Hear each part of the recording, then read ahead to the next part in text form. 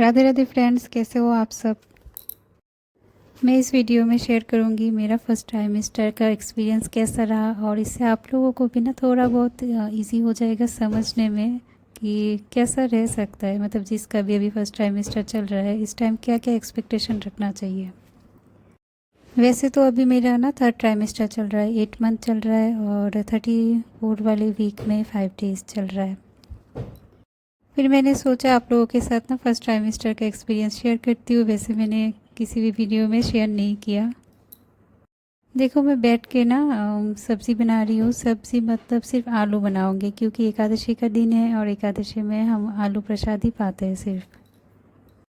फिर मैं मठ जाने के लिए रेडी हो गई। एक्चुअली ना मुझे देख के कोई नहीं बता सकता इस टाइम, और ना मैंने ना पूरे 5 मंथ तक इस बातों को ना सबसे छुपा के रखा है, यहाँ तक कि अपनी खुद की मम्मी से भी छुपा के रखा है। 5 मंथ तक छुपाना इजी भी नहीं था, बट इसके पीछे ना बहुत बड़ा एक रीज़न है, वो मैं कभी और किसी और वीडियो में बताऊंगी।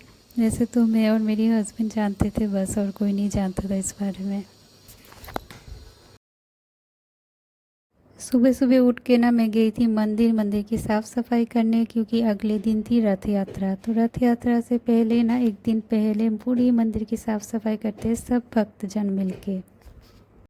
और अगले दिन मैं रेडी हो गई हूँ रथ यात्रा के लिए। और कैसी लग रही हो बताना। और ये सारी वीडियोस ना फर्स्ट टाइमेस्टर की ही है, जो सेव थे मेरे फ़ोन में, और इसलिए मैंने सोचा कि सबको इकट्ठा डालती हूँ। सबसे पहले एक्सपेक्टेशन जो आपको रखना चाहिए वो ये है कि फर्स्ट मंथ में ना बिल्कुल भी पता नहीं लगता, मतलब खुद को ही पता नहीं लगता कि हमारी बॉडी में कोई चेंजेस हो रहे हैं कि नहीं। सिर्फ एक चीज़ को छोड़ के, वो है राइट साइड या लेफ़्ट साइड के लोअर एब्डोमेन में ना थोड़ा बहुत पेन महसूस होता है। वो भी हर किसी को नहीं होता, बट मुझे हुआ था। मुझे पता लग गया था कि कौन सी साइड इम्प्लांटेशन हुई है। फर्स्ट मंथ में सिर्फ इतना ही पता लगता है, और सेकेंड मंथ से ना नोज़िया वॉमिटिंग वो चीज़ें शुरू हो जाती है।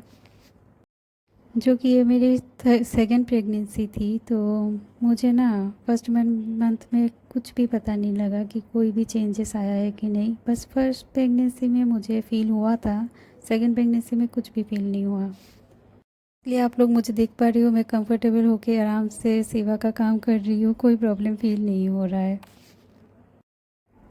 पीरियड के मिस होने के बाद सिर्फ डाउट होता है कि हाँ, शायद से प्रेगनेंसी की चांसेस है, बट पता कैसे लगेगा बताओ। अब किट से जो पता लगता है वो ठीक है, बट मेरे लिए वो चीज़ ना कभी काम नहीं किया। पीरियड के मिस होने के एक हफ्ते बाद मैंने चेक किया, उस टाइम भी ब्लर एक लाइन आ रहा था। मतलब 2 लाइन में जो दूसरा वाला लाइन है वो ब्लर आ रहा था, थोड़ा बहुत ज़्यादा साफ़ नहीं था वो लाइन। इसलिए मैं श्योर नहीं हुई थी, पता है। तो इसके बाद मैंने क्या किया, ब्लड टेस्ट किया। HCG सीरम का एक टेस्ट आता है, उससे पता लग जाता है कि प्रेगनेंसी कंसीव हुई है कि नहीं। तो ये सारा काम ना मैं और मेरे हस्बैंड सोच के प्लान करके कर रहे थे, बट हमने किसी से शेयर नहीं किया, क्योंकि हम ना चाहते थे 5 मंथ की एनोमली स्कैन के बाद हम सबको बताएं। और उसी बीच ना मेरी दीदी भी दिल्ली से हमारी स्टेट में, मतलब अगरतला में आई थी। तो उस टाइम हमने सोचा गांव के घर में घूमने चलते, क्योंकि शादी के बाद मैं भी नहीं गई और मेरे हस्बैंड भी नहीं गए थे। फर्स्ट मंथ वाला दिन था, तो इसलिए ना मैं बिल्कुल कंफर्टेबल थी, कोई प्रॉब्लम मुझे महसूस ही नहीं हुई। फर्स्ट मंथ में मैंने घर का सारा काम भी किया, कुछ भी प्रॉब्लम महसूस नहीं हुई थी।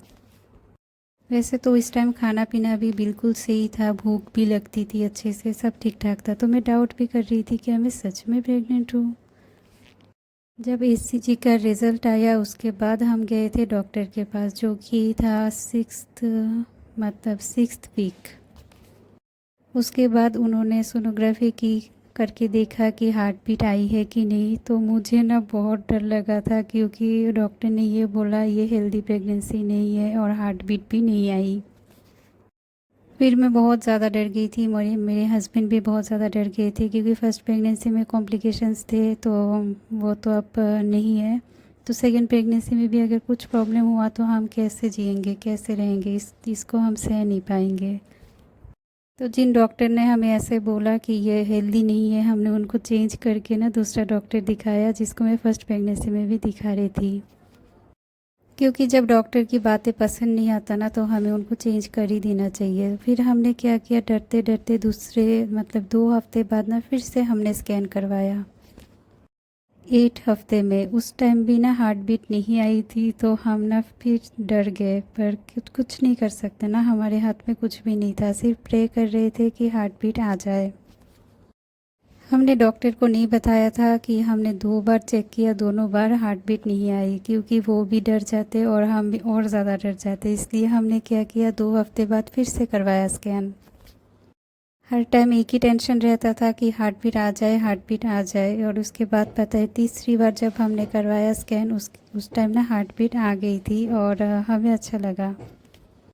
आप लोग भरोसा नहीं करोगे, थर्ड स्कैन में ना जब डॉक्टर ने मुझे ये बोला, हाँ हार्ट बीट तो दिख रहा है, सब कुछ ठीक ठाक है और बेबी भी ठीक है, हेल्दी प्रेगनेंसी है, तो मुझे ना सच में रोना आ गया था वहीं पे। और मैं गई थी अकेले, क्योंकि मैं डर गई थी पता है, इसलिए मैंने किसी को साथ में नहीं लिया। मैं अकेले गई थी चेक करवाने के लिए कि हार्ट बीट आ जाए, बस आ जाए, क्योंकि फर्स्ट प्रेगनेंसी में भी प्रॉब्लम था, अब ये सेकेंड में कोई प्रॉब्लम ना आए।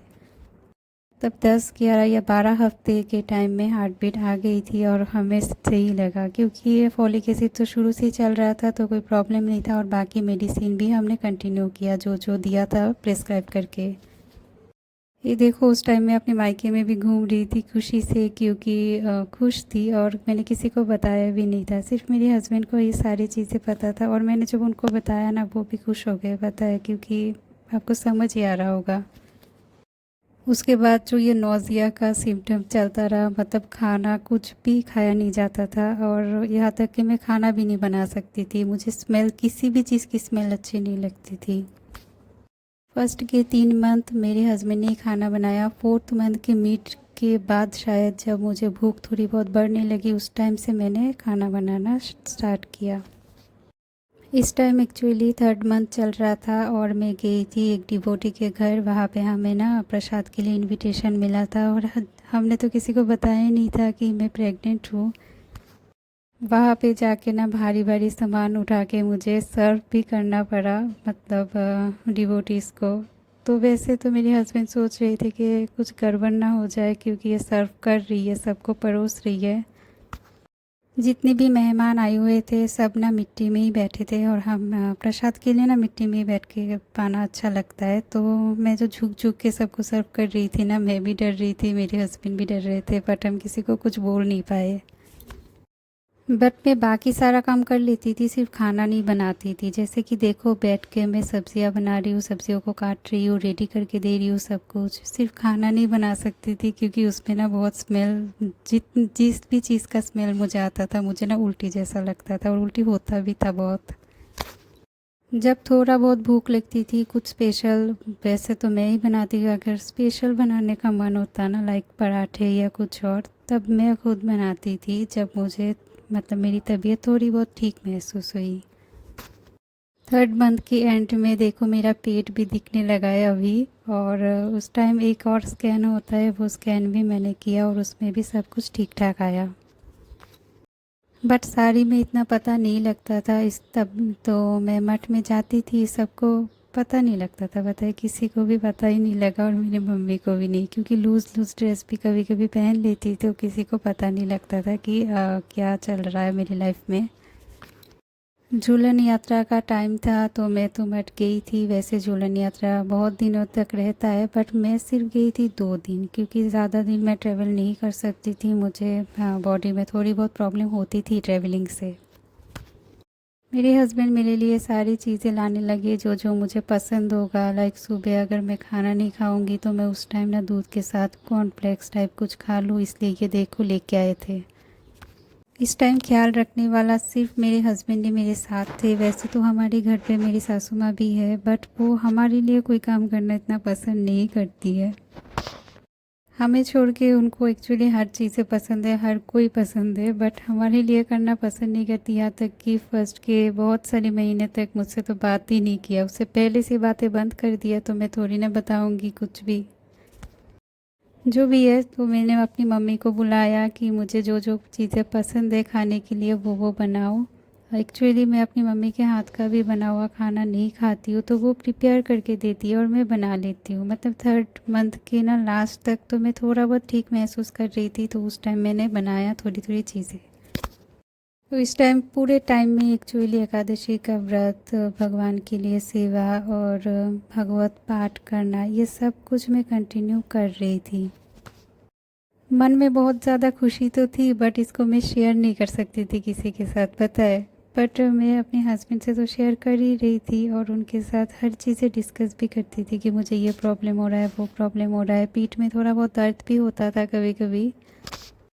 बट माँ बनने के लिए ना थोड़ी बहुत सेक्रीफाइस तो हर किसी को करना पड़ता है। बट मेरे लिए ना ये टाइम बहुत इमोशनल भी रहा, क्योंकि सपोर्ट करने वाला कोई भी नहीं है, हेल्प करने वाला